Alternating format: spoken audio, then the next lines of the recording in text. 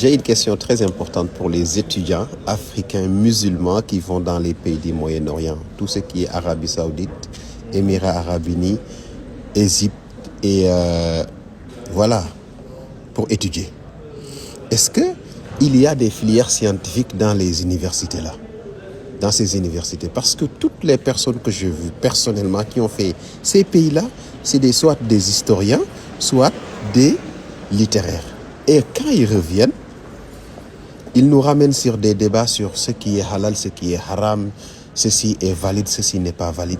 Et les plus radicaux même, ils nous disent, dès qu'ils arrivent dans le quartier, ils promettent l'enfer à tout le monde. Tout le monde devient des mécréants à leurs yeux. Est-ce que réellement, il n'est pas temps pour les pays africains musulmans qui envoient leurs enfants là-bas de revoir? Parce que nous, nos urgences aujourd'hui, notre priorité doit être d'avoir des enfants qui vont suivre des filières scientifiques, technologiques, orientées vers les métiers de demain, les métiers d'avenir, l'agriculture, l'informatique, les nouvelles technologies, tout ce qui est l'intelligence artificielle, des médecins, des dentistes. C'est ça, je pense que des pédiatres, des astronautes, c'est ça qu'on a besoin en réalité. Mais quasiment toutes les personnes qui ont fait ces universités-là, je vous assure, moi, je n'ai pas encore vu quelqu'un qui a une connaissance, qui a un métier scientifique. Peut-être ça existe, hein? Peut-être ça existe. Mais la plupart, moi, toutes les personnes que j'ai vues, ce soit des littéraires ou des historiens. Est-ce que derrière ces bourses-là ne se cache pas une sorte de recolonisation? Je me dis, hein, parce que la plupart d'entre eux, dès qu'ils reviennent, ils confondent l'islam et la culture arabe.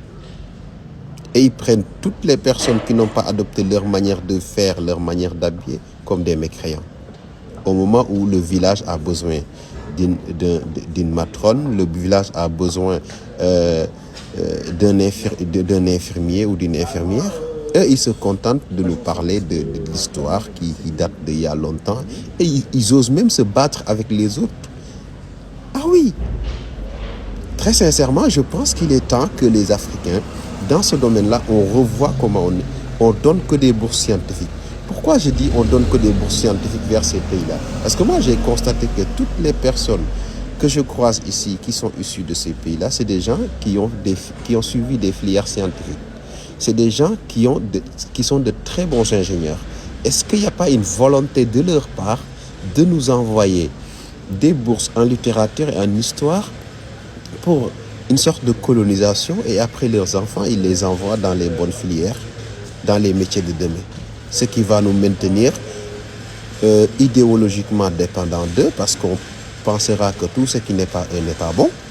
Et finalement, on finira par tout simplement se déraciner totalement et nier notre culture et rester toujours en retard par manque de médecins, manque d'agronomes, manque de très bons travailleurs dans les métiers techniques que je ne saurais même citer.